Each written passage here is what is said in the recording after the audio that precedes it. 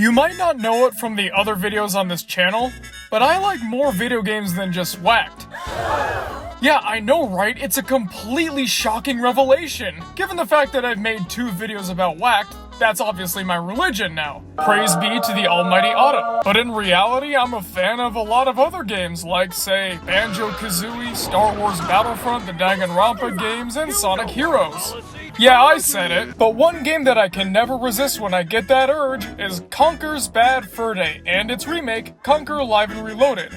I've already talked about the game once here on the channel, but that video was a little, how do I put this delicately? Clunky and awkward. While I do stand by everything I said in that video, I think that it could have been done a lot better. Now, are we gonna remake it? No, we've got lots of other things we want to talk about. Like this! It's called eliminating the middleman. And that's not a joke either, we actually are gonna talk about that sometime in mid-August. Stay tuned for that one, folks! But ever since I made that original video on Conker, I've had another idea that I haven't quite been able to put together until now. You see, Conker's Bad Fur Day is filled with lots of colorful characters, quite often literally. But some of the characters that stand out the most are the bosses. You know these guys, the Haybot, the Experiment, the Great Mighty Poo, those guys. But what are they? Who are they? And why are they? Okay, maybe that last one doesn't really fit, but still the other 2 questions stand. Now I know Conker's Bad Fur Day's story is basically just a bunch of jokes strung together up until the end. And I know that Conker's dialogue was largely improvised, so these characters are not really developed to say the least. But you know what? I don't care. In fact, to be quite honest, I'm gonna be reading way too deeply into all these things to find out who these guys are. I'm gonna use context clues and all that sort of stuff to see what exactly are the Conker bosses. Well, let's take a closer look at them and find out. First, let's talk about the Experiment. We kind of already know who he is, so this one's gonna be a bit brief. The Teddies are Professor Von Cripplespeck's army of, well, Teddies. Before this model came to be, this one was created, and I can definitely see why he changed things up a bit. For one, they've got to be much cheaper to produce when they're smaller and cuddlier looking. And second, I don't think that this would really be a practical design. Yeah, it'd be intimidating, and yeah, it'd be probably difficult to defeat in some senses, but it's not very useful when you think about it. It's a giant, lumbering bear with spider legs and a little girl puppet on his arm. Obviously, the professor didn't want him to go to waste, so he found some use for him, that being the boss in the It's War chapter. That's pretty much it. So that one was simple, but the next one, not so much. I've always been a little bit confused about the Boiler. He's very strange to say the least. He's posh, British, and uptight, but he's used by a bunch of ruffians. I've always seen the Fire Imps as representations of that bad crowd that stays outside the 7-Eleven all day and smokes pot. What purpose would they have for a posh, arrogant Boiler? Well, they use him to destroy things, and he seems okay with that. He's basically the outsider of their group. While technically he doesn't fit, he shares their same ideals and love for destruction and mayhem, so he may as well stay. And here we go, we have to address the elephant in the room, or rather the monkeys. The big brass monkeys. The Boiler's testicles. Oh boy. So, I don't know if Boilers reproduce in this universe. I mean, every inanimate object seems to be alive. Cogs, paintbrushes, corn, cheese, pitchforks, everything. And so either the manufacturers give them sentience, kind of like what's implied in Thomas the Tank Engine, or somehow they reproduce. And I guess it would be the latter because the Boiler certainly got the equipment for it. Or at least, he used to. Next, let's talk about Buga the Nut. Obviously, Buga is a parody of Jabba the Hutt. See? The names rhyme. Only I, a sophisticated genius, could tell. You simpletons need me! So it can basically be assumed that Buga the Nut is basically the Conker equivalent of Jabba. He's a crime boss that doesn't have any legitimate political authority, but nobody dares mess with him because he's rich, he's powerful, and he's got a monster who will eat anybody who opposes him. Yeah, it only just now occurred to me that the Tyrannosaurus Rex is basically the Rancor. I never picked up on that. Guess I'm not as smart as I said after all. Moving on!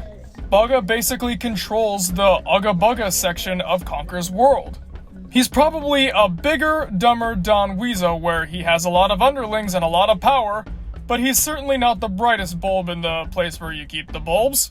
But one thing's for sure, nobody has a bigger bone than him. Big boner, my ass. Actually, never mind. Oh well. Speaking of characters who are basically movie parodies, let's move directly on to the Haybot. The Haybot, as I'm sure you all know, is the Terminator. He talks in a Terminator-like voice, he does Terminator-like things, he says Terminator lines, he is the Terminator. That or Rutherford B. Hayes, I always get those two confused. But what purpose does the Haybot have? Given the fact that he's a robot, somebody had to build him, right? Is this another boiler situation where robots can procreate or something? I don't really think so. I do believe that the Haybot was built by somebody. Who? I'm not sure. But maybe he had the purpose of keeping the barn in line. As we can see from Conker's little interaction with the haystacks, they like to cause a lot of trouble. Well, the haystacks and the farm equipment, but let's focus on the haystacks right now. They clearly thought that Conker coming in was pretty neat because they could, I don't know, rough him up, do him some harm, something like that. And they were all doing this when the Haybot wasn't there.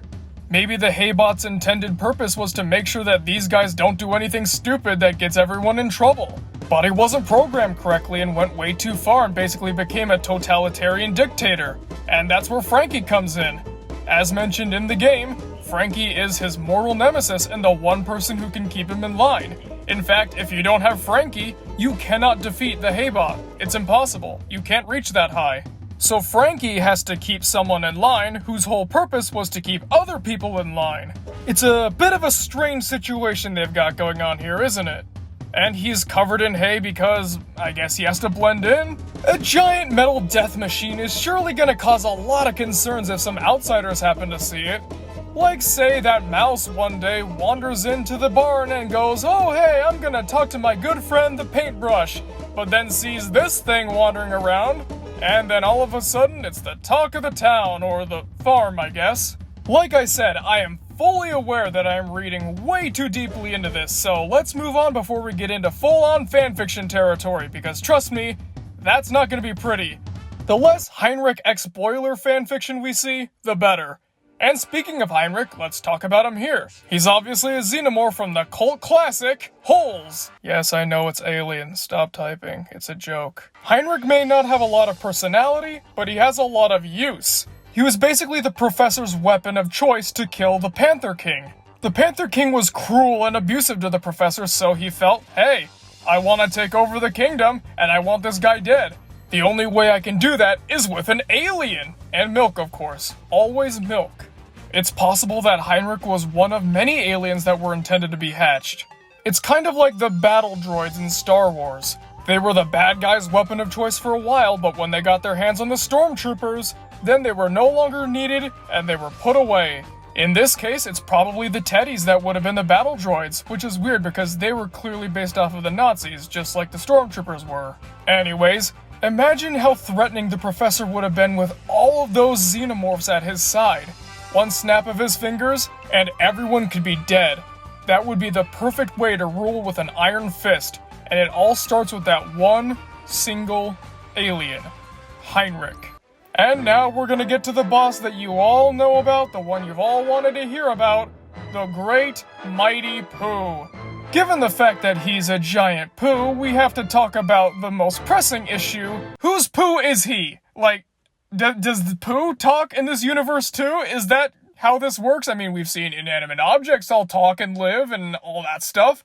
Is bodily waste the same thing? That would make going to the bathroom very awkward. Also, is he one person's poo? Is he a giant amalgamation of that stuff? I don't know. And honestly, I don't want to think about that because it's going to make me a little uncomfortable, and it's probably going to make you uncomfortable too, and that's not what we strive for here on Media Mementos. Then if that's the case, why am I even here? I just naturally make people uncomfortable by existing. Or so I've been told. The Great Mighty Poo's presence in Pooh Mountain is basically that of a Yeti. Think about it. He's an evil giant beast who loves nothing but destruction, who lives in the belly of the mountain. And all the local inhabitants tell stories about their friends minding their own business, but then some monster comes in and grabs them, never to be seen again. Nobody's seen him, but they know he exists. They know his presence. He's the beast that haunts the entire mountain village. But once he's defeated, presumably everything's gonna be okay. Those dung beetles can go back to making their balls of poo and selling them to I don't know who, and frankly, I don't want to know. So those are the Conker bosses. Like I said, Conker is not very character focused, especially on the side characters. There are so many and there are so many locations that they're in that they don't have time to focus on them. Aside from the main cast and maybe, say, Birdie or Greg, they don't have time to develop anybody, so they're pretty basic. And that's the same with the bosses. Even so, they have this level of intrigue to them. Given the fact that they're enemies in the game, a lot more thought was put into them than, say, an average improv session. They weren't necessarily made to be explored, but I just did that anyways. So, here we are. Well, folks, thanks for watching the video. What'd you guys think of it? Do you think my theories hold water? Who's your favorite Conker boss, aside from the Great Mighty Poo, because that's cheating? Comment below and let me know, because I'm always excited to hear what you guys have to say. Thank you all for watching, and I'll see you guys next time! And of course, before the video is over, I'd like to thank both on screen and with my voice, our two Patreon executive producers, Jay and Leaf Razor. If you too would like your name read aloud and shown at the end of every Media Mementos video, as well as having a chance to win the Media Mementos raffle review, then please consider donating to our Patreon, link in the description below.